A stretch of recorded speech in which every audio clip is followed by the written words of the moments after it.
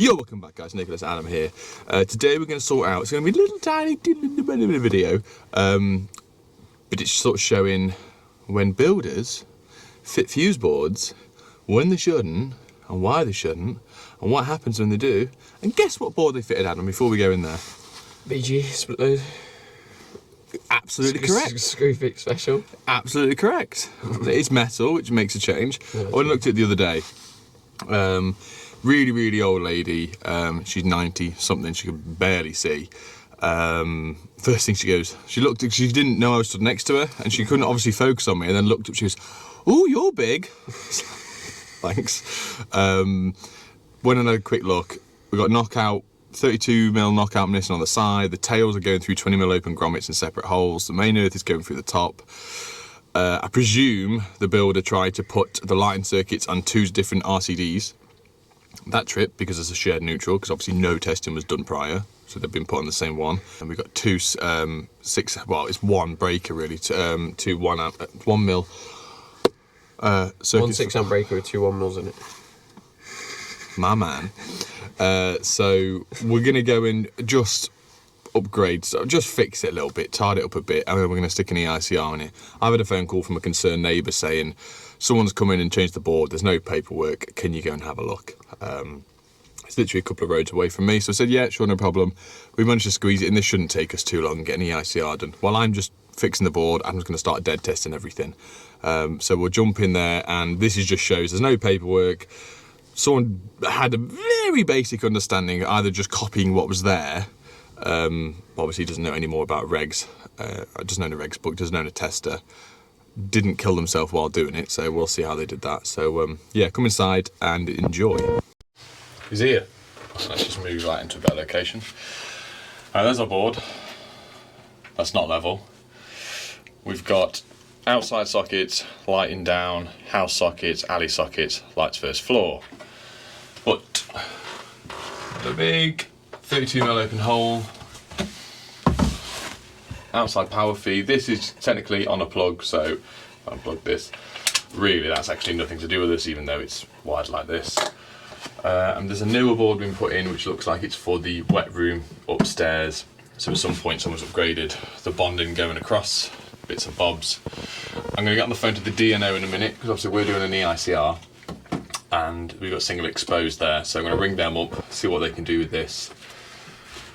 We've got single installation exposed either side of the JB. And this is just what we can see from here, but what we're going to do as well, I'll run you over to the shed, which is locked, but we've just looked in the window, haven't we?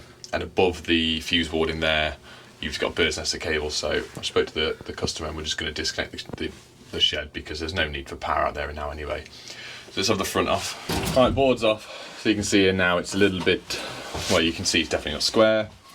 We've got 20mm open grommets coming through separate holes for the tails, so we'll use the isolator, we'll just knock it off and we can put it through the same hole. We have a 32mm hole with no grommet strip on, where the IP rating is disappeared on the board.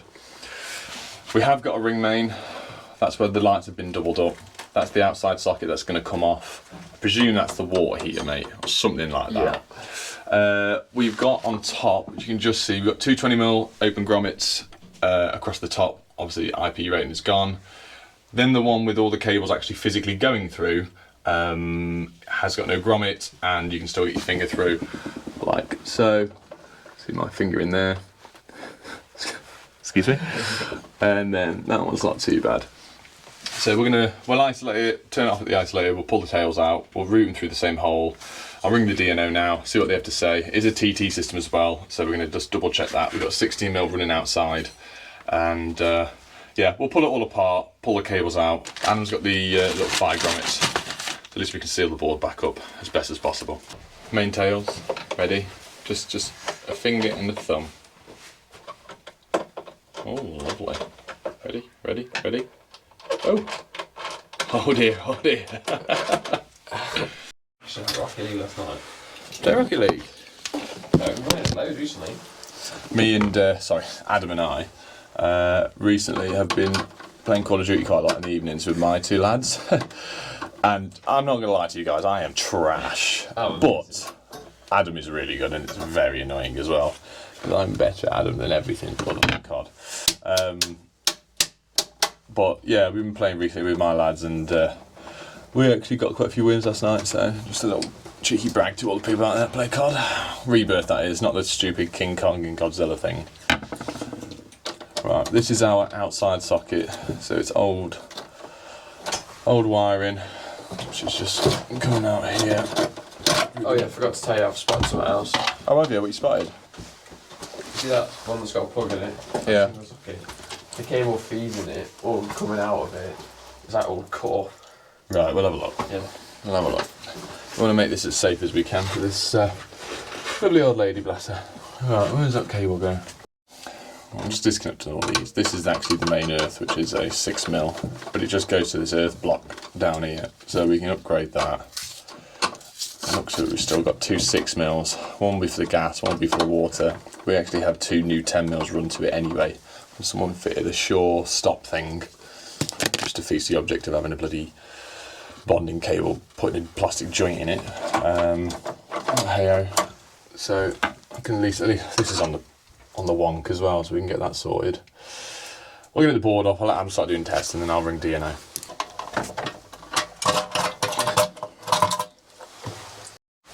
Right, so we got what hopefully is a ring main here, 2 light circuits. So Adam's just set. Oh, he's got dashes on. Oh god, if they've been watching my videos and they've had to go themselves, that's what this is. Oh dear, oh dear. Yeah, it was me on the weekend. Oh, it's your little job. Is that what you're keeping quiet at? Yeah. Ah, you naughty. Adam is just checking over the board. Do you want to just bring it up here, mate, so we can have a look? Taking out that screw. Yeah. So that did have a 20mm one in here. We've got these big knockouts, they'll go in there. We're going to use that as a tails gland now. Block the bottom ones up. If you want to get all them knocked in, mate, if you don't have seen these before, they're literally just, you hold them in place and you just whack them with a hammer. And BG boards are renowned for being very thick and sturdy and heavy, to be fair, so they'll take the pounding. No comment. Live and live, R1. It's not looking good, bruv. It's not looking good. Yeah. Got a fault. Was that a little impact thing? Right, I've just been on the phone to the DNO, Western Power. Got a reference number on the back of my hand, can't show you that. Because the lady really won't have an idea what's going on with it. We can try and explain a little bit, but she's 96, she said earlier. She's absolutely lovely, bless her. I'm just going to deal with it. I only live a couple of roads away, so they've got my contact details, and within the week they're going to pop over, arrange with me, and we'll just come in at the same time, and I'll just sort of, I won't say supervise, but just be here while they're doing stuff and try and explain what's going on to get this sorted. It's a very quick and easy one. Overhead lines, there's loads of slack outside. They'll probably change the actual fuse itself, the cutout, to a newer, bigger one, to allow the cable to go in and be glanded separately within the unit itself rather than externally like it is. So it's a bit of a bonus. The guy's really helpful on the phone, which is quite nice. So if you ever see anything like this, just report it. Realistically, on the EICR we're doing, we can do it now. Technically it would be an unsatisfactory because we have single insulated exposed.